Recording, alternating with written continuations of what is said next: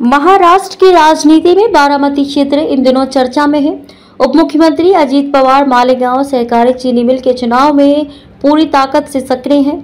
वे अपनी नीलकंठेश्वर पैनल के साथ 21 सीटों पर चुनाव लड़ रहे हैं और खुद अध्यक्ष पद के लिए उम्मीदवार हैं। ये पहली बार लगभग 40 साल बाद है जब अजीत पवार किसी सहकारी चीनी मिल के चुनाव में सीधे भाग ले रहे हैं। इस चुनाव को केवल एक सहकारी संस्था का चुनाव नहीं बल्कि महाराष्ट्र विधानसभा चुनाव 2029 की तैयारी की तरह देखा जा रहा है।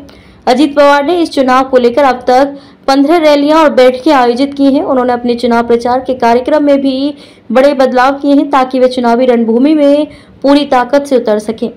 इस चुनाव में अजीत पवार के पैनल का मुकाबला बीजेपी के चंद्रराव तावरे के नेतृत्व वाले सहकार बचाओ शेतकरी पैनल से हो रहा है। दिलचस्प बात यह है कि बीजेपी और अजीत पवार की पार्टी राकांपा के बीच गठबंधन है, फिर भी बीजेपी ने तावरे को चुनाव से हटने के लिए नहीं कहा है और न ही अजीत पवार के पैनल का पूरी तरह समर्थन किया है। चंद्रराव तावरे का कहना है कि ये चुनाव राजनीति से ऊपर है और केवल किसानों के हित में है, लेकिन स्थानीय स्तर पर इस चुनाव को व्यापक राजनीतिक नजरिए से देखा जा रहा है।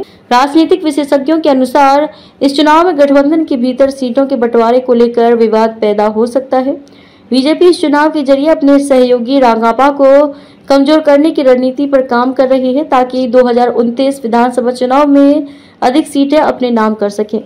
बीजेपी का लक्ष्य अपने गढ़ में घुसपैठ कर सहयोगी दलों को अस्थिर करना है।